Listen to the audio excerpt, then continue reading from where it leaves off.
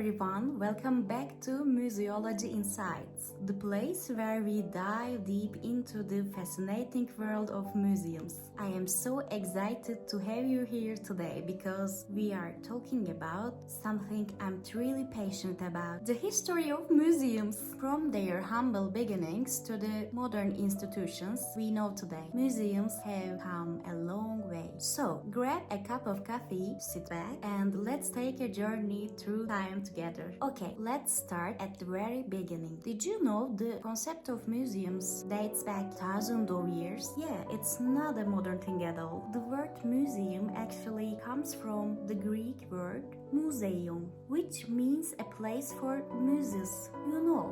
These goddesses of art and science in Greek mythology. But the first museums weren't exactly like the ones we visit today. One of the earliest examples is the Museum of Alexandria in ancient Egypt around 2080 BCE. It wasn't a museum in modern sense, but more of a research center and a library. Think of it as the ancient version of a university mixed with a cultural hub. Fast forward to ancient Rome, and you'll find wealthy families loved collecting art and artifacts. They'd display these in their homes, kind of like a private museum. So you could say that the idea of collecting and display objects has always been a part of human nature. Now, let's jump ahead.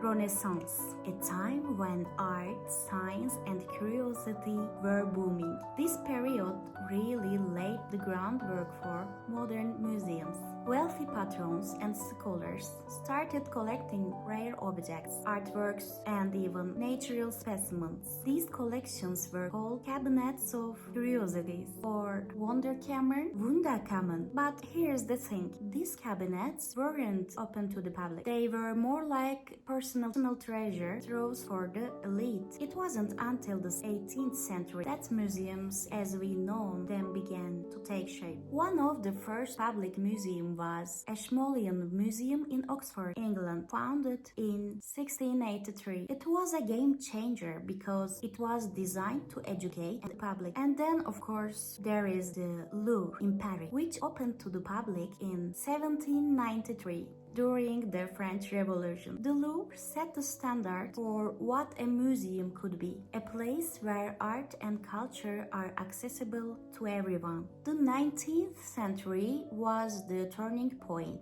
for the museums. This was the era of industrialization and nationalism, and museums became symbols of cultural identity and progress. Think of places like British Museum or the Metropolitan Museum of Art in New York. These institutions were all about preserving history and showcasing human achievement. But it wasn't just all about art and artifacts. Natural history museums, like the Smithsonian in the US, became super popular too. They focused on science, exploration, and the natural world. And let's not forget about technology museums, which emerged as the Industrial Revolution changed the world. By the 20th century, museums had become more interesting and interactive. They weren't just places to look at stuff. They were places to learn, explore, and even have fun. Think about children's museums or science centers. The focus shifted just displaying objects to creating experiences. Alright, let's talk about the present. Museums today are more dynamic and diverse than ever before. They are not just about the past, they are about the present and the future too. Contemporary art museums like the Tate Modern or Guggenheim challenge our ideas about what art can be. And technology, it's a game changer. Virtual reality, augmented reality, and interactive exhibits are transforming how we experience the museums. You can now explore the Louvre from your living room or take a 3D tour of ancient ruins. It's incredible, but perhaps the most important important shift is the focus on inclusivity and representation. Museums are now working stories and include voices that have been historically marginalized. It's about making sure everyone feels seen and heard. So, there you have it, a brief history of museums. From ancient collections to modern, tech-savvy institutions, museums have always been a reflection of who are we as a society. They preserve our past,